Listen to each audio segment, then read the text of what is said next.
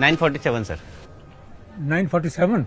अच्छा, आप QR दो, मैं आपको ऑनलाइन पेमेंट कर देता हूँ। सॉरी सर, हम कैश लेते हैं बस।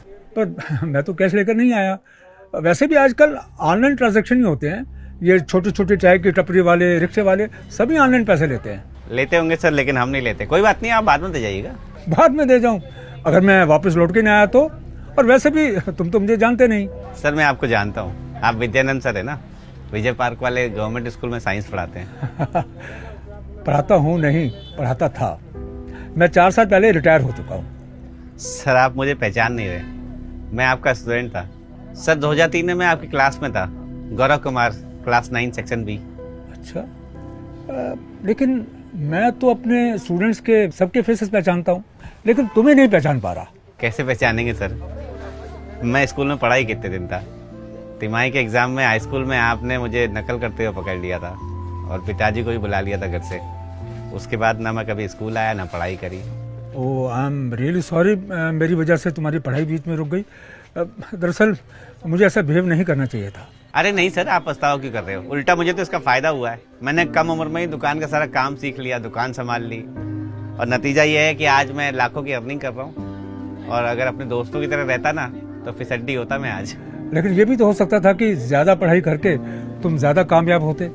किताबी बातें हैं सर, किताबों तक ही अच्छी लगती हैं। अब देखिए ना, मेरे कई दोस्त हैं MBA BCA करके 50-60 हज़ार की नौकरी कर रहे हैं, और मुझे देखिए, मैं इतने पैसे तो ना अपने नौकरों को तनख्वाह देता हूँ हर महीने। अब बताइए मैं ज़्यादा अच्छा रहा कि वो? लेकिन मेरी नज़र में एक एजुकेटेड इंसान की वैल्यू एक अनएजुकेटेड से ज़्यादा है, भले ही उसकी अर्निंग कितनी भी कम हो। नहीं नहीं सर, मैं ऐसा नहीं मानता।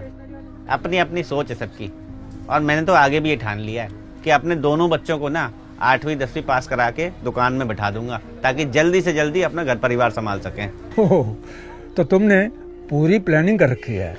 करनी पड़ती है सर, वरना जीवन कैसे चलेगा? दुनिया बहुत जालिम है। मैंने तो अभी से इस दुकान के साथ साथ अपने बच्चों के लिए 2 दुकानें खरीद के डाल भी दी हैं। मैं आपको बताऊं सर, पढ़ाई वढ़ाई में कुछ नहीं रखा, कमाई होनी चाहिए, कमाई। कमाई करना अच्छी बात है मिस्टर गौरव, लेकिन बिना टैक्स के वो इलीगल है। इनकम टैक्स डिपार्टमेंट, तुम्हारी टैक्स चोरी की शिकायत हमें बहुत दिनों से मिल रही थी। सर क्या बात कर रहे हैं सर, मैं अपना टैक्स रेगुलर भरता हूँ।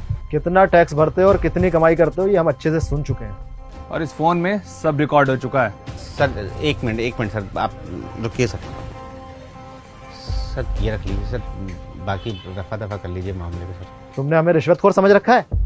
बेटा तू जेल जाके ही मानेगा। रुक अभी। सर